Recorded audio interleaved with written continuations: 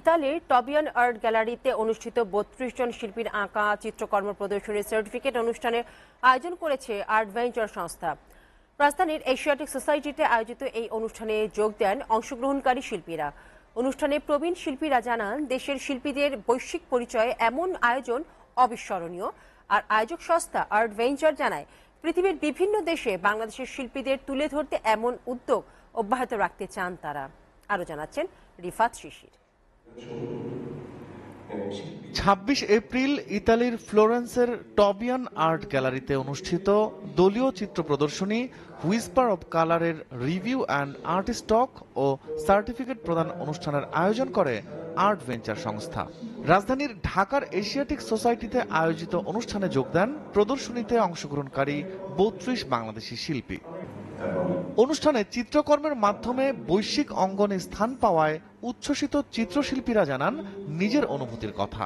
আমি মনে করি এটা আমাদের ইয়াংদের জন্য খুব ভালো একটা কিছু আসতেছে। যারা আছে তাদের কাজ বাইরের কোথাও প্রদর্শিত হবে একটা গ্যালারিতে, তো ওই সুবাদে আমার কাজটিও ওইখানে গিয়েছিল। গর্বিত অনেক যে এখানে আমার ছবিটা গিয়েছে আরো অনেক গুণী শিল্পীদের সাথে।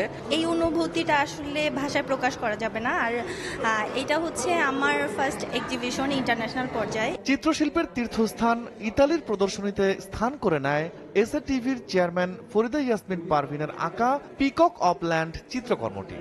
বাংলাদেশের ছবি ইতালিতে প্রদর্শিত হয়েছে, এটাতে আমি অনেক খুশি। নাজমুল হক বাপ্পি স্যারকে অভিনন্দন জানাই। উনি অনেক কষ্ট করে আমাদের ছবিগুলা ইতালির টবিয়ান গ্যালারিতে নিয়ে গেছে, ওখানে এক্সিবিশন করেছে আমাদের জন্য।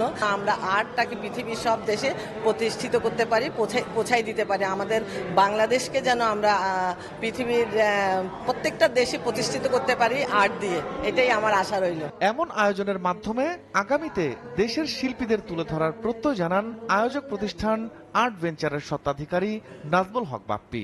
ফ্লোরেন্সের টবিয়ান আর্ট গ্যালারি খুবই নাম করে একটা আর্ট গ্যালারি, সেখানে আমাদের এটা হয়েছে গত মাসে, এবং এটার রিভিউ ছিল খুবই ভালো, খুবই পজিটিভ ছিল। তো সেক্ষেত্রে নেক্সট ইয়ার আমার টার্গেট হচ্ছে সেপ্টেম্বর অক্টোবরের দিকে লন্ডনে মনে হয় আমি একটা আর্ট ফেস্টিভ্যাল করব। তো এই আর্ট ভেঞ্চার নিয়ে আমার ফিউচারে একটা বিশাল একটা প্ল্যানিং আছে। দেশের শিল্পীদের বিশ্বের বুকে পরিচয় করিয়ে দিতে প্রদর্শনীর গুরুত্বের কথা জানান অনুষ্ঠানের গুণীজনরা।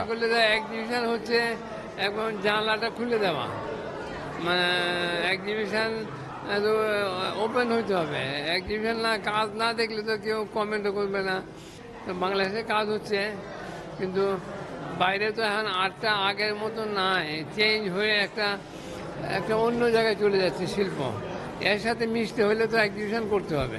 বাপি যে টেকনিকটা শিখে আসছে চায়নাতে, সেটার একটা প্রতিফলন এই ছাত্রদের মাঝে আমি দেখতে চাই।